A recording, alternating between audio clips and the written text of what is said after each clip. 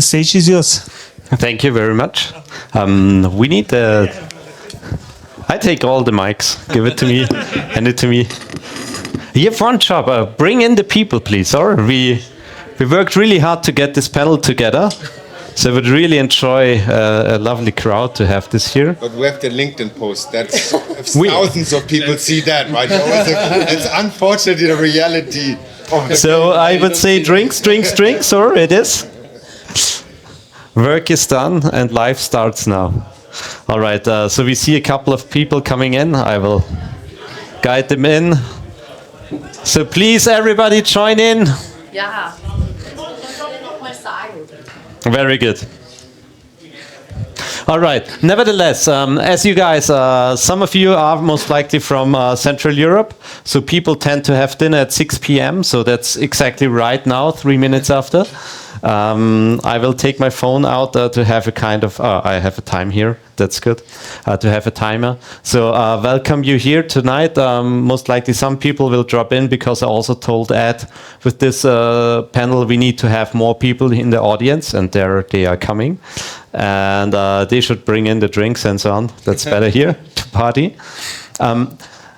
Warm welcome. My name is Martin. I'm known more as the high-tech kind of guy. So I build normally experienced layers, front-end layers for over 2 decades with the guys from Apple, Samsung, and so on. And my journey drifted me over the valley, over back to Europe with my lovely wife and family now. We are based in Central Europe in Vienna, so that's most likely the reason why you find me here in this room. So my background is a lot of technology, bit of payments. I'm coming, I would say, from the traditional finance space. Worked as a technical consultant also in a European stablecoin project. So that's the only angle that I have. But the good thing is, I'm the dumb guy in the room. I will ask the questions. And so I'm the best for the job, I would say, to ask you guys who are the smart ones. So let's start with my magnificent panel. I don't do ladies first, because I find it quite ancient, to be honest. Yeah, Clemens, let's start with you. Happy to have you here. Bring in the crowd. Thank you. If you come and you're the only one, come on. Oh.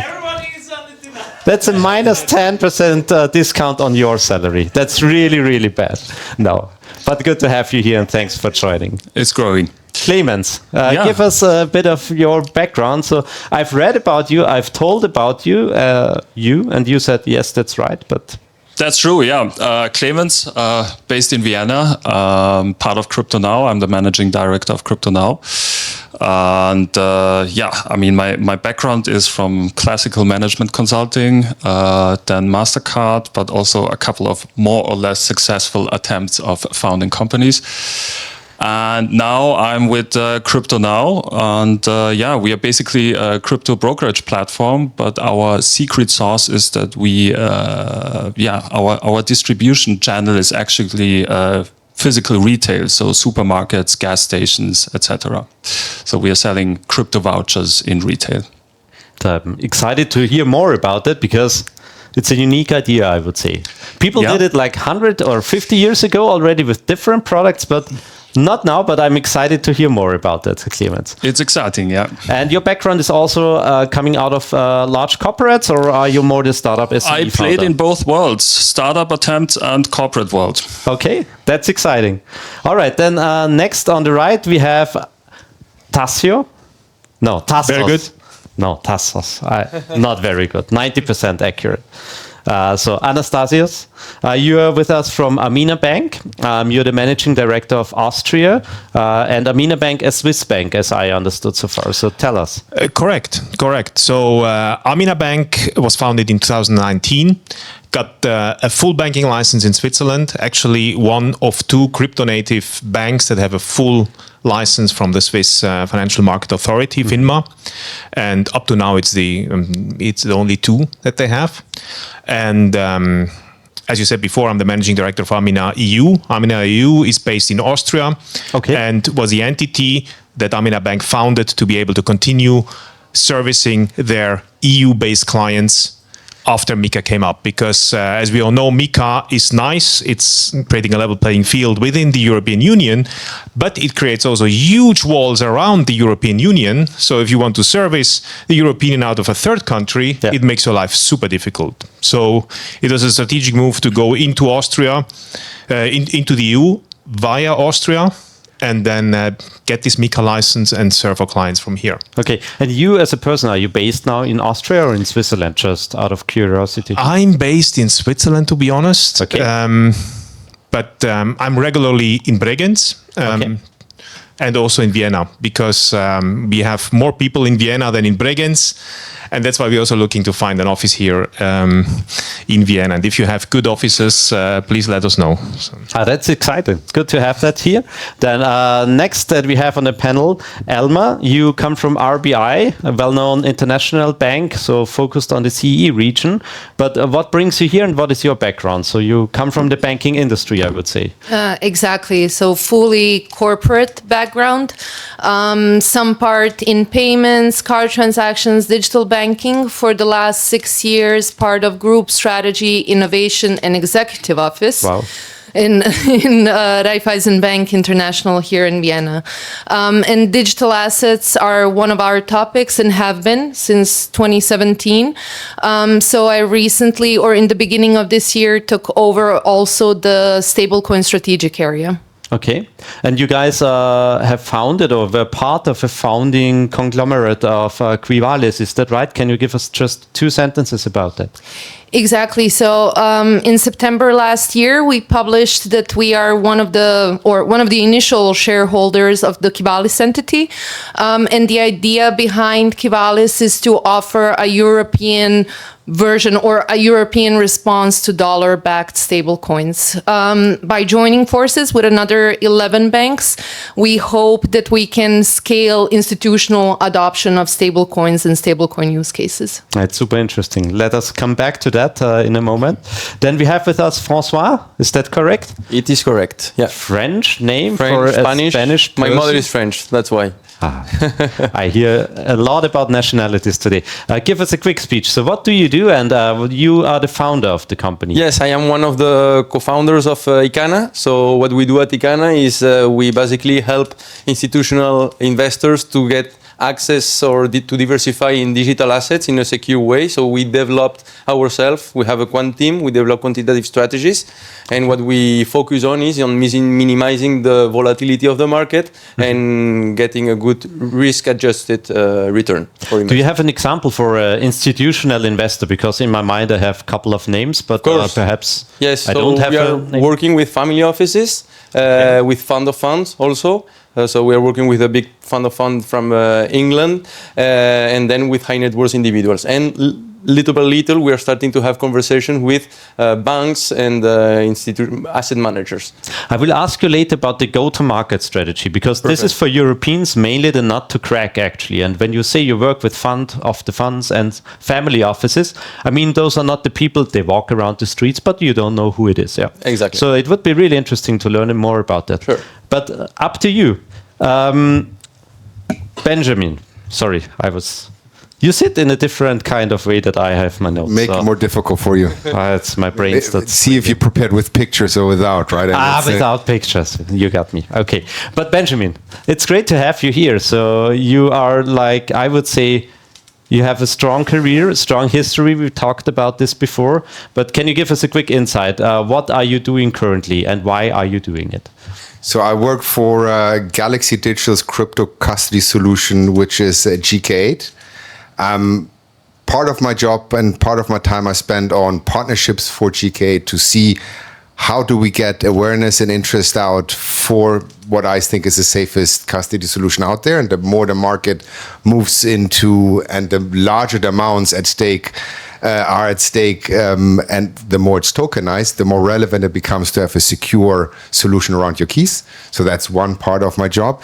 Being part of Galaxy Digital, which is the de facto #1 crypto investment bank, regulated, and that pinnacle between DeFi, crypto, and the institutional world out there. And you see that play out very strongly in the US right now, where suddenly everybody's refocusing on that new infrastructure. I also try to help facilitate a lot of discussions as people come to me and say, hey, we want to learn more. Can you give us a little insight? Can you bring some people on? I usually try to then connect the European ecosystem also to Galaxy, which is currently in London, doesn't have a regulated entity in Europe. So I'm one of the few people here. But so I'm trying to bridge that, connect and make Europe also more attractive. That's perfect. That's the name of our panel, basically. Also, one question. I mean, we Europeans, we tend to build automotives. Automobiles lose a lot of jobs. How many people work at your company? Or can you give us any kind of size? Like, how big is when you say it's the biggest player in the market? Just a few hundred. So, I mean, just to give you the idea, it's just a few hundred. It's like you can see like it's the Goldman of crypto, but in the early days of Goldman, right? Yeah. So that's the way to see it. In the early days of Goldman, with a market cap, Nasdaq listed, but which is comparably small. Yeah.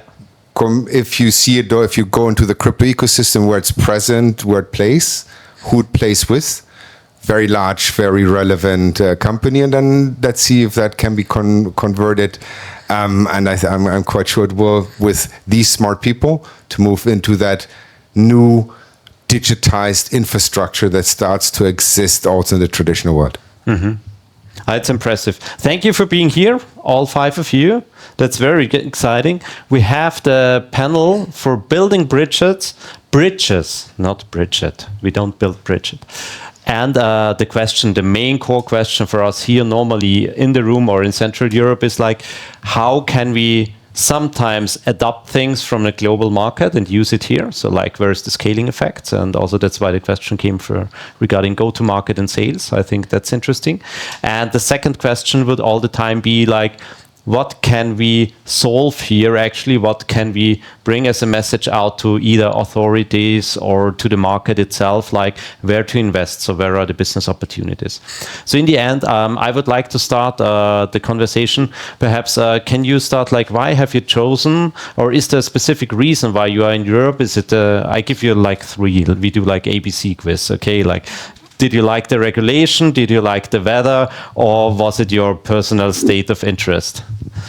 Big fan of the weather. No, I think one big advantage we have in Europe that's often underestimated is we have a very big mature market and we have trusted financial infrastructure. And I think with MiCA, that enabled us basically to capture the whole market with one license. Okay. And when you brought your product into the market, was it like you went to the first kiosk and Tabak traffic with a mock-up and you said, tell me if I give it to you and you sell it to a person for 100 euros and you get 10%?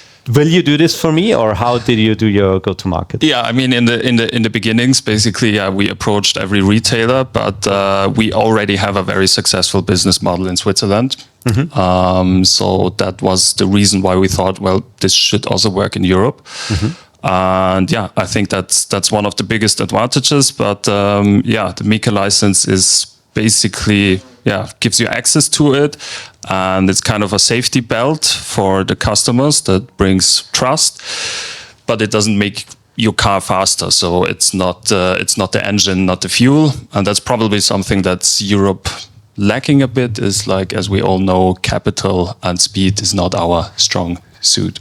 Yeah. Elmar, a question to you. So when we think about Europe, it's also like, I mean, when you pitch somebody to VCs and you say you are a European company, sometimes it's not like the happy place to be. So it's sometimes good, sometimes bad. But you overlook with RBI really totally different types of markets inside of Europe. What do you see there? Is this a kind of opportunity that you see there, or is it like a break that lifts you back in terms of, for example, US stablecoins? How do you see that? How do you manage that? What an interesting question. I think that first we should make a difference between EU markets and non-EU markets. So in the sense whether we are talking about the European Union or whether we are talking about Europe. This is something that we were also commenting in a different scope just when we were outside. So if we're talking about European Union, then we have MiCA, then we have good regulatory framework. If we're talking about European markets that are non-EU, where we also have presence, their regulation in majority does not exist. But let's then talk about the European Union, basically, where there is regulation. But it's interesting because when we talk about, we are at a crypto conference, basically. So does the technology or crypto solve a problem that you cannot solve with current products in the market, for example? Or does it do anything better? Yeah, I mean, I could focus here maybe on stablecoins specifically because I think this is one of the big use cases when we talk about this product. And specifically when we started looking into stablecoin use cases or stablecoin use case areas, one of the big areas where we see potential is in payments and cross-border payments. So even now, let's stay with the European market and go again to EU, non-EU. If you're sending money within European Union, you are using SEPA for payments, which is a very good solution. You have SEPA Instant, the money is there immediately, it's very cheap. Yeah. If you're sending money within Europe, but within non-SEPA area, so non-European Union or countries that have not joined SEPA, you're using SWIFT. So if you're sending money, for example, from Austria to, I don't know, Kosovo, it will take you 2 to 3 days to send that money there. So it doesn't matter if you're within the European continent, this is not SEPA area, and there's this difference. So it's the same process that it would take you if you were sending money from Austria to Thailand, because you would still use SWIFT. And where we see the potential here specifically with stablecoins is that they would allow us to move this money faster, more transparent, and much cheaper than the existing SWIFT rails. And it doesn't matter if we are building this infrastructure within European Union, within Europe, or internationally, globally, it solves this core problem. Very good. Understood. And it makes sense for the Austrian banks in the CE region are very strong. So they have all the time this type of problem, also insurances and so on with the currency effects and different regulations. So we are like a mini Europe footprint when you take a global look at us. Yeah. But it's not just within the Europe, but also globally. But Europe is a very good example of this problem. Ben, a quick question to you. According to this one, like you work globally. And where does Europe actually have an edge when people outside of Europe take a look at it? So when you hear stories like that and you work at this, as you said, in London and you bridge the gap to over the big pond, what do you sell the guys in the States? Well, it's a difficult sell because right now it's a bonanza in the US, so it's a very difficult story. We have if you look at the Euro stablecoin, I think the biggest used Euro stablecoin is from Circle, 300 something million. I think the overall US dollar one is 77 billion. So just to give you numbers comparison, right? It's a very difficult story to say it's a super attractive market. So it's a growth market, I would say. It's a growth market, but it's a growth market for a long time. I think the stories, it's very difficult to tell on a pure commercial perspective because the commercial opportunity in the US is so large, right? And if you look at how much population, for example, in the US wants to remit, it's much larger than population in Europe, for example, right?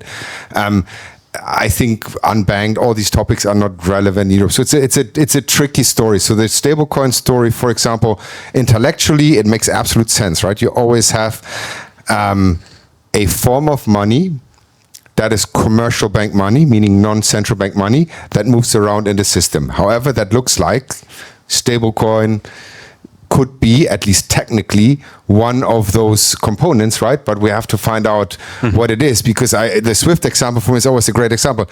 It's a great use case. If you ask the other half of RBI who makes money on remittances and FX, they're not going to be super happy with their stablecoin use case. If you ask SWIFT, they will tell you it's no problem. We can do remittances almost instant. It's the banks in between, right, who keep the money for liquidity and other reasons, right? So it's not SWIFT. So it's a finger pointing exercise, right? So basically the stablecoin is an exercise to put pressure on the system, but if it's a solution, we don't know. But on the other hand, technically, if you look at the ecosystem and if you assume assets 10 years down the road will be digitized in a DLT format, you will need commercial bank money because you don't want a full central bank money based system. I think the advantage we have in Europe is that a lot of the discussions that are happening internationally, we already had.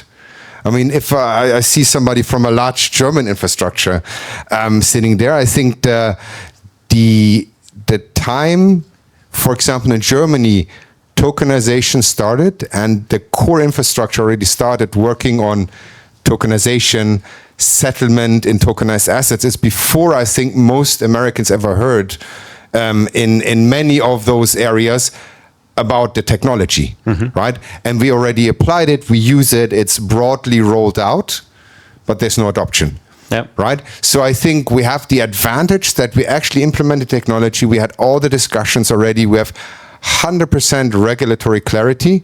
Now the question is, how do we create, and that's maybe a go-to-market question, others, how do we create the actual opportunity to make money with that technology and that regulatory advantage we still hold, but which will go in quite a short period of time. Then a quick question to Anastasios. I've seen that it burns your hands basically to answer this one, but please keep your thought for a second. Anastasios, you are a MiCA regulated institution. How does it feel for you? Is it a scalable asset now that when you moved across the border to Bregenz and then to Vienna, but then to Europe, is it scalable? Are you like the next RBI of crypto? We are working on it. But yeah, I mean, Europe for us is a super interesting market. I mean, we have close to 500 million people here, a lot of wealth, accumulated wealth, also in crypto, and a generation that is about to inherit, I mean, to give the money to their children. So it's changing hands. And the young generation is looking also at more dynamic, more interesting players. So I think for us, it's a super interesting market, and we are catering for affluent, high net worth, ultra high net worth individuals, but also B2B.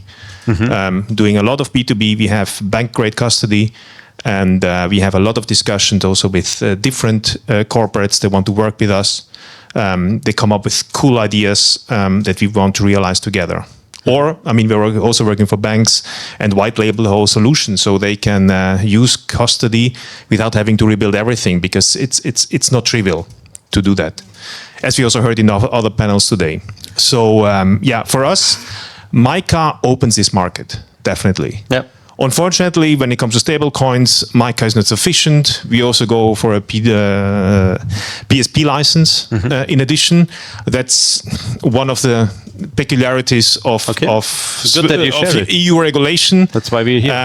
That doesn't really help innovation or opening or scaling, definitely not scaling, but it is as it is. So you incur all this cost because you want to be in this market. And it's an attractive market, and it's being valued outside. I mean, we are discussing also with people that are interested in investing the bank as such, also from the US, and they know MiCA. They are interested in MiCA. They know that it has opened a huge market, and it has a certain value to them. Okay, I would say. Jumping over your thought, quick answer, or is it gone already? For you. No, but else we go to the go-to-market piece. Yeah, no, sorry, I had some comment, but I think it was in general, it doesn't matter if we're talking, so going into semantics, whether we're talking about the messaging system or whether we're talking about the money movement underneath. I believe that there's still a use case for the new payment rails that can be built. And I would make a distinction between commercial bank money, where I would put more, let's say, tokenized deposits in this group, and then the idea of a euro stablecoin and idea of utilizing this euro stablecoin for cross-border transactions. This is where I would make maybe just a little bit of it. Okay. By definition. Or private money? Can we settle on that? All right. François, Negotiation. you will have the next question, but shortly to you in the room, guys. Sorry, I've seen it fills up, so I have to walk back. That's good. But one question, how deep are you guys into the topic? Just let's make a kind of temperature. Is it very cool in the room? Do you say, I'm here to learn, to understand, but I'm not working in this industry? Anybody? No? Middle temperature? Yeah? Because that's good. You guys are the ones who are really getting rich, yeah?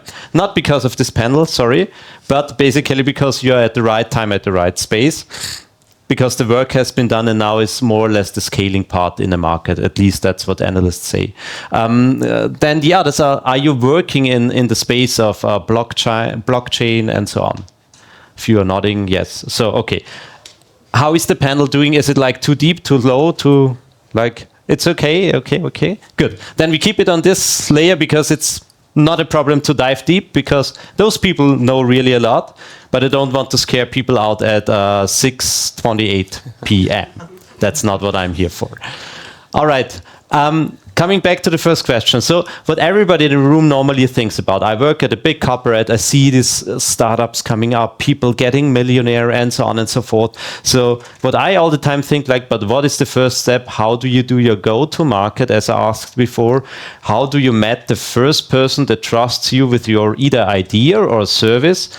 Or did it fly in over, I say, PwC, thought, hey, we need a managing director, you look good, we take you? Well, I'm gonna then go a bit in our history. At the end in Iqana, it's not that one day we wake up and we say that let's create quantitative strategies. It's gonna work. No, we came with my associates, my partners. We started in 2017 in the digital asset world, and at the end we have been speaking with a lot of people. We discovered digital assets, and it was something great for us. Okay. So we started to talk about it with family and friends. Some listen, some don't, and at the end, when everything is evolving, and sometimes we were right. Some other people that didn't get exposure to digital asset came back to us and started to ask questions. No, okay. And that's when we said, "Look, there's an opportunity in this market." There's a market interest. Yeah, okay. And actually, I'm coming because this is a bit with MiCA and the regulations in Europe. In 2020, we thought about creating the first crypto fund in Spain, in Europe. Okay. The idea was very simple. It was just to get exposure to Bitcoin. It was people who trust us, that wants us to manage their investment in digital assets. The thesis was very simple: Bitcoin, maybe a little bit in Ethereum. That's it. It was impossible. We talked with the Spanish authorities, the CNMV, and we said that there were companies from outside of Europe that were doing this with the Spanish citizens, that they were taking the tax in other places, that we wanted to do things the right way, under their rules. If we had to pay 80% tax, it was okay. We only wanted to be the first ones and to help our family and friends back at the days to do it in a professional way.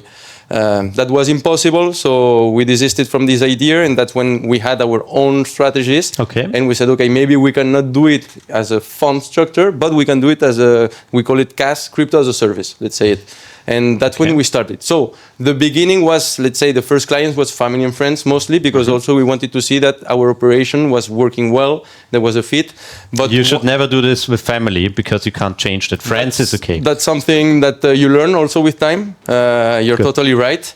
I worked in the Valley for a couple of years. Yeah. I have a lot of friends, but not family there anymore. Luckily, it went and it's been going well, but I see your point. But there was a moment that we saw that everything was working really well, and we said, okay, let's go for institutions. And that was in 2023, and we clearly saw that there was going to be an institutional adoption, and also MiCA was started to take place in Europe. So we say, okay, let's be a bit crazy. Let's go for the hard path. That is most costly, a lot of time consuming. I think Clemens knows about it a bit more than me. We are in the final process. And to answer your question, the first ones were difficult, of course. So you have to work a little bit with contacts. So the first family office came, of course, with contact connections and especially a lot of education. So what I think that is missing a lot from institutional adoption is the education. There was a panel before they talk about this. The decision makers, like they need to understand what they are getting in order to take the steps, no, to take the decision. At the end, their job is in risk. So if they don't understand well where is the risk, where is the advantages, what can go well or not, they are not going to do the effort to bet on this strategy. Okay, so this is something really important that we have been working a lot and we continue to work a lot on, is on educating. I think you were saying it before, like you have to say from the people from the US why it has some advantages to come to Europe. We have to do the same with our clients. Why there is advantages in diversifying to digital assets, why it's less riskier to be exposed to digital assets than to have zero exposure. So it's a bit about this. That's interesting. So actually you went into financial literacy. Sorry? You went into financial literacy, so to say. Yeah, exactly. It's like a public, how do you say, Auftrag in German? Service, like a public service sometimes. Okay. Thank you. That's interesting. So we have it over family and friends, and then over the market feedback that you came where you are. We started with family offices, with an asset manager, and little by little we are starting to talk with banks since the MiCA license is about to come. Clemens, coming to you. How do you see when you listen to that? Like we have a bridge to the US actually. Does it matter to you what the guys do there? So we learned that you came from Switzerland and crossed the border, basically. But does the US market impact you, or do you see a bridge here? Or is it for you, in the end, you don't care what the Yankees do? Yeah, well, not at the moment. For us, we are now focusing on distribution in whole of Europe. Okay. But yeah, I think what I can say is that, yeah, as I mentioned before, they have the fuel and the capital. That's something we lack. But we have the advantage that we have clear rules now. And I mean, a lot of regulation, but that's something other markets are often, criticizing our cooking, but then silently asking for the recipe afterwards, because actually we have the infrastructure, we have a clear rule set, and we have probably also the opportunity in future to export compliance tech. Okay. And what do you see ahead of you, like from in terms of market growth? I mean, it's not like a standard panel question, but really like down to earth, where you say, okay, if I have, I don't know, 50, 100 people more, or a couple of assets more, so let's not think about you don't have, or I wouldn't say unlimited cash, but a realistic growth scenario.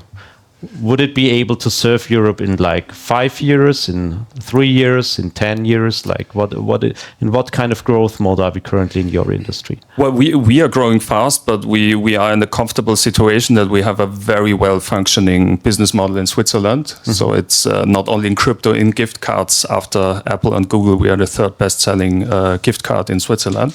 Okay. And now we are reaching probably in the next 2 months about 100,000 point of sales in whole of Europe, where we sell our gift cards in supermarkets or gas stations, etc. So we have the distribution network, the distribution layer, and a lot of growth ahead, I guess. Are you limited to Europe actually? Because when I see this card, can you hang it up like in Sao Paulo or in? Actually Brazil would be very easy, but I mean there is potential. But now I'm focusing on Europe. Okay. But there is definitely international potential. That's cool. Interesting to hear. So the next thing that I would like to understand, or you have an input? I wanted to grill you about I think it's great that you have a successful business, but the argument is like that we are advanced. We have advanced regulation before the market is there. It's almost like I see that sometimes in the Financial Times or in my X feed as a cartoon about Europe. We have everything regulated before the actual market is there. But I think you're right. I think it is a competitive advantage. But if we don't deploy the capital and we don't get the right players together, which the central bank tries to do with try to do, nothing really will happen, right? Because if you don't fill it with life, and that advantage, as you said, stays a very short period of time. People come over, they look at the regulations, say, hey, we can use this, tweak that. Then you have a Clarity Act, and then suddenly the whole regulatory advantage is gone. Mm-hmm. But then, and that's the big difference, and I think you pointed it right, the difference is, once there's a certain amount of regulatory clarity and the ability to deploy capital, the capital is there in other regions. So I think that's something we have to solve for. And if you come from the valley and stayed there for, you see that that's the difference in mindset. And the second thing is, I work now in US and in European companies.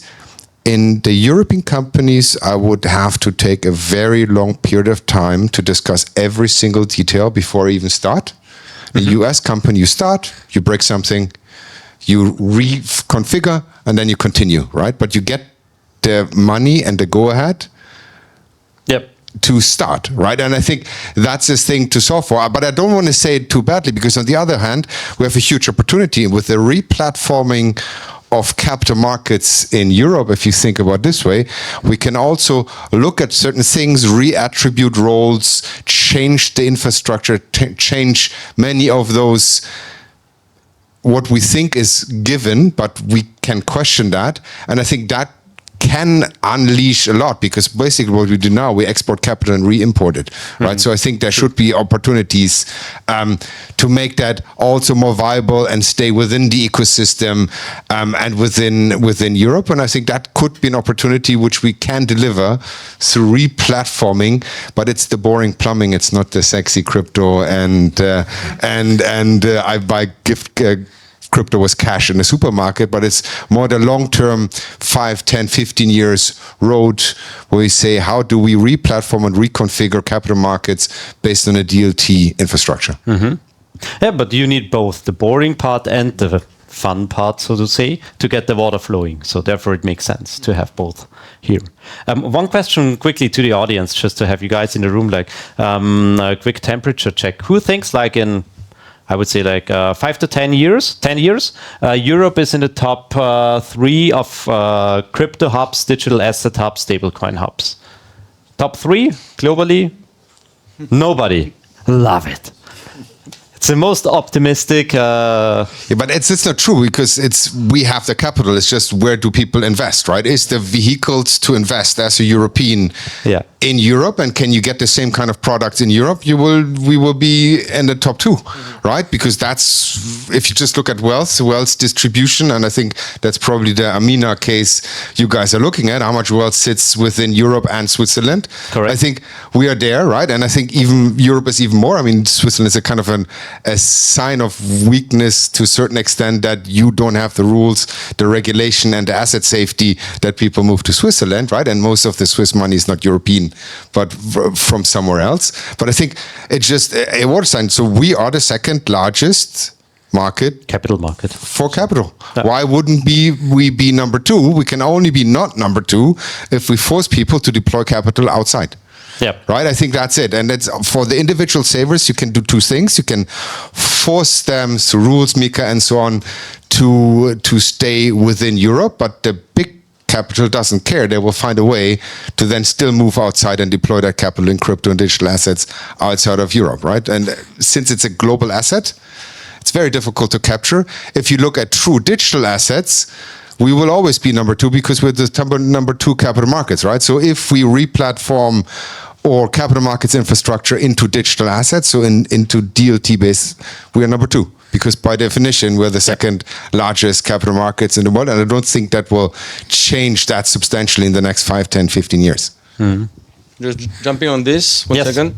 I totally agree with you, and this is something that I wanted to say in this discussion. Actually, it's not only about the regulation in Europe that is making the adoption of digital assets slower, let's say, but I would say it's also the risk aversion about the investments in Europe. And I'm not saying only that in Europe we don't like to invest in digital asset or in alternative investment, but it's more like I've seen, because of clients I talk with, that they have their investments here in Europe that are more traditional, let's say, and when it's more playground, they go outside. They go to Dubai, they go to Singapore, they go to Seychelles, other places. So it's not that the money is not, that Europe doesn't have the money. It's that that kind of money is not played here in Europe, probably because of the regulations that are too strong. So just wanted to say that, yeah. No, maybe if I may add to what you said, and I completely agree. I think I was reading the Mario Draghi's paper on Europe, on innovation in Europe, and I think he has some very good points. And I think part of this is also why there is so much pessimism in this room. Is really, I think Europe is a story of missed opportunities to some extent. I think we missed the digital revolution. We might also miss what we have now when it comes to the crypto markets, like DLT-based banking infrastructure. I think there we have an opportunity to be something like a standard setter. We have MiCA, we have a lot of innovation in the space. We are working on, I think, the right projects, as you are doing. But there is a window of opportunity because other markets are catching up, and we need to be fast. And I don't know, I mean, I was attending some of these panels in this afternoon, and we were discussing whether under MiCA or another law we can do this and that. And I had the feeling that we are spending so much time on trying to fit what we want to do with certain regulations instead of using this time and this capital, because it's also hugely capital consuming for startups, and to really think about client use cases, try stuff, and really develop or value proposition, you know. And I think that's something, I don't know how we bring this into the head of our regular. I mean, don't get me wrong. I think it's good to have a level playing field and a standard set of rules, but we shouldn't be a compliance laboratory. It shouldn't harm our innovation. It should somehow foster it. And I don't know how we do that, but we need to work together to make this shift in the mindset of our regulators. I fully agree with you here, but I don't think it's just the regulators. I think in general there's this like caution that I think you underlined very well, and then there's regulation. Okay, but we have the regulation, so let's start building something. If we say you know, there's this window of opportunity, we have the regulation. Okay, then let's act. And the other thing is, I think with technology currently, this is a game changer, having artificial intelligence in a room and so on and so forth. I mean, basically, you have an unlimited workforce that can comply to regulation. And it's called technology nowadays. I mean, you cannot do everything and anything, but in the end, all this huge staff of people that you need to comply to regulatory compliance, at least at startups. I'm not talking about banks, but when you build a company from scratch, I think today it's simpler than like 5-10 years ago, what you told about the licenses. I think now it's a bit faster. But I want to catch up some time for my fellow panelists that will come into the room soon, I think. And for me, it's also like, let's have a quick final thought round for you guys, because we have 6:45. That's a good time for this one. Yeah, so short before dinner. And what would me really interest is, I mean, you said you also worked with the ECB, so you most likely love the question, but or not, it depends. But basically, what's the idea that you would have, or what you would chase and pitch in a boardroom that gets you laughed out in Frankfurt or Brussels? Where you say, actually, if I build my company now, I take my assets that I currently have that I'm working on, and I will scale it across Europe. What would be one thing that we could basically manage? But I think the analogy is quite good. Gets you laughed out of the boardroom. Frankfurt and Brussels. Big one. Benjamin? Sure, go ahead. Ben, Well, what do you mean by laughed out? It's a good idea or it's a bad one? No, it's an idea that actually will work, but then comes, for example, regulation or the ECB or the market itself. But people in a room in Germany or Brussels and so on will say, no way, never go away with this idea. Maybe a short anecdote with this one, with the regulators. I mean, it's basically cash and crypto, so they kind of laughed in the beginning. Yeah. But we managed to get the license. But exactly that kind of thing. So what do you see ahead in the horizon or across the pond where, say, it works actually, for example, in Asia, it works in US, and it's not a fraud case, it's really a business case, but we are not able to scale that in Europe. Anything on your mind that you have here or here in the audience? I think we see one big revolutionary piece coming to digital infrastructure, vault infrastructures and curation, which basically separates the investment decisions. I mean, I don't know if everybody knows what the vault is, but basically it's a place where you put your assets in, digital assets, currently it's crypto, and then you have somebody connected to that who makes the investment decisions based on rules or actively manages and then pays out interest, or there's wealth accumulation, anything in that thing. And if you look at that structure, it basically separates completely infrastructure, handling of assets, settlement, everything from investment decisions. And I think, you might be in a good business to be in, because if you look at the current setup of who accumulates assets and then takes those assets, the institutional capital markets, it's asset managers and others, right? And a lot of their business is about handling and settling and reconciling and doing all of this busy work around the asset, and a very small amount is what is the strategy and how to deploy that capital. But I think we will see that being stripped out as the core value proposition compared to the underlying infrastructure. And the other thing I think we will see, if you look at it from this way, where people will laugh at now, I think the infrastructure will be digital assets based. Okay. And I think if you go ahead and right now don't do anything about it, it's not a problem.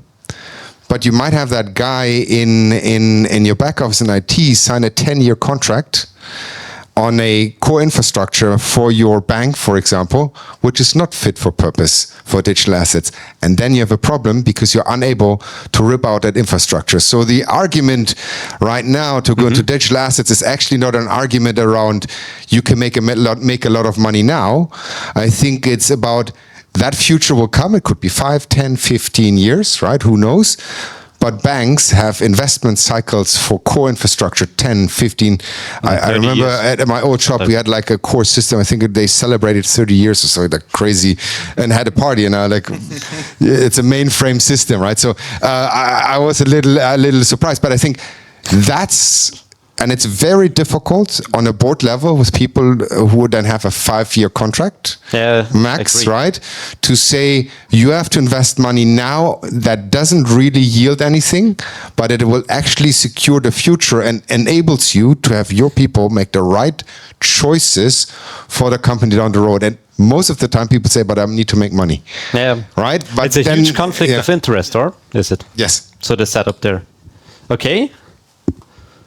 So for me, so you want to answer the question about things that are happening outside that could, for me, I'm gonna change a little bit the topic. Let's say it's more about, we have the regulation now in Europe, right? It has been in place for since 2024 with MiCA, but we are seeing that, for example, in Dubai, in the UAE, they have VARA also, for example. In the US, they have a Clarity Act. Okay, so we are seeing that in the US, for example, you have the banks that are quite against it.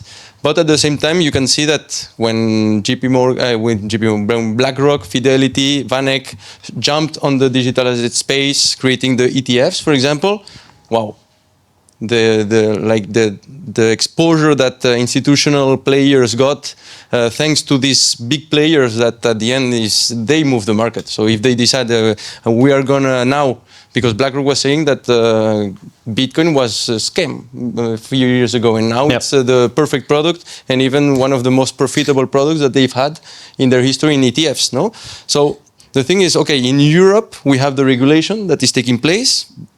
In other markets, not that much, and it seems that it is coming, but there is already a lot of capital that is being diversified or moved. In So Europe, you see a this is not cash happening. flow out of the euro system into, for example, the US system, as we discussed before. So Okay. it's for me it was okay, we are going to have MiCA is going to help clear the rules of the game, so a lot of capital is going to start jumping in digital assets in Europe, and it hasn't happened yet at the scale we have seen in the US. No, so it's a bit about, maybe it's good to have MiCA, but did they understand really well how digital assets was going to change? Did they go too far on the regulation part? I think so. And especially, it's what you said. We have gone before the rest of the countries, but then you have the US who arrives. They do the Clarity Act, and it seems that they are going to go faster than we are. So maybe here it's where Europe has to ask themselves some questions. Okay, we do the regulations, but once we have the regulations, there's no capital deployed. Why is this happening? Yeah. So I think this is something that we have to think a bit more. And especially when I speak with people in the space, there's not a clear answer. Nobody can say, okay, this is happening because of that. And I think it's a good, maybe banks know a bit more about this, but... No, but there is, what you say, a kind of check and balance is missing. So when you build products, normally you do this kind of cycles. When you build investment products, the same thing. You need to adjust. If there is no investment, you won't go further, you will adjust. So this is something about regulation. Very interesting point. Elma. I think you asked first, like, what would get you laughed out of the room, right? And I was thinking to myself, like, I can't think of anything that's so radical. But I really like the point about the infrastructure, about building core systems for the future. And I really liked the point of we need to think about long-term solutions. So if we say that we believe in the potential of blockchain technology, if we say that we believe that in future we will rely on blockchain technology for multiple facets, then we need to invest into systems that work and that are prepared for this, and we also need to take it seriously. So outside we were also talking about, digitized money, the hegemony of American dollar. If we say that we are moving towards a future where money will be on blockchain, where we will have tokenized assets, we will need cash legs, we will need euro-backed cash legs, we will need infrastructure that supports this. So maybe in that sense, thinking more long-term when preparing the infrastructure, when preparing the use cases. But on the other hand, when you again said like something that will get you laughed out of the room, not laughed out, but I do see a trend in global markets, specifically more in Asia, in sense of if we're building these interoperability models for the future, there's a lot of bank-to-bank collaboration that needs to happen. So a lot of banking partnerships that need to be set up, a lot of interdependencies that need to be mapped out. And I do feel like this is something that we might be missing out on. So not even in terms of sharing client data, but setting some standards jointly for this future of finance. Okay. Thank you for the input. Clemens, do you want to, let's switch I just had start. a short a thing that probably will get me laughed out of the room, especially when pitching it to a bank. But I think in a couple of years, 5 to 10 years, we will see like the total personalization of finance, so that like similar to like 100 years ago, we had like a very big industry distributing ice cubes and ice for restaurants. And now everybody has a refrigerator in his home. And I think similar to that, we will have our own super personalized bank in our pocket, in our phone. And yeah, that's maybe the idea in the next 5 to 10 years. Yeah, even not 30, but 5 to 10. No, I'm with you because the hyper-personalization, it's possible. Yeah. So technically it's possible, but it's a matter of scale. and if it makes sense. So sometimes people don't want to be alone in the room. So this is hyper individualization that came with the internet. I've seen some trends of that where people said, okay, it's super that my cornflakes are super individual, but sometimes I would like to have a mass like my favorite soccer team. I don't want to cheer alone. I don't want to have a soccer team for me alone. I want to have people around me who think the same, that get me feel secure, something like that. So it's a middle layer somewhere there. But very interesting thought. Please.